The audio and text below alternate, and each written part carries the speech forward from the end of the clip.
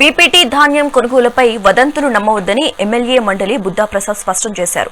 ఇప్పటి వరకు నియోజకవర్గంలో 513 మెట్రిక్ టన్నుల పీపీటీ ధాన్యం కొనుగోలు చేసినట్లు తెలిపారు. మంగళవారం మోపిదేవి మండలంలోని 3 గ్రామాల్లో పర్యటించి రైస్ మిల్లులను పరిశీలించారు. రైతులకు మేలు చేసేలా వేగంగా కొనుగోలు చేయాలని మిల్లర్లను, సిబ్బందిని ఆదేశించారు.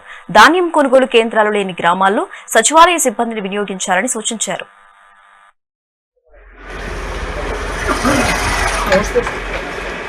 डिग्री वाला टाप डिग्री वाला समाधान हमारा इंजीनियरिंग सर मेरे हेल्प చేయాలి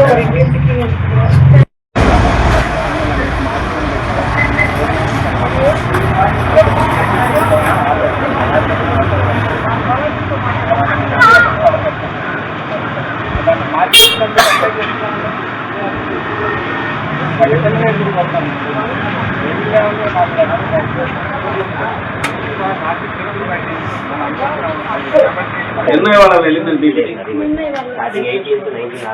ఎన్నో వాళ్ళ మరి వస్తుంది బీపీటీ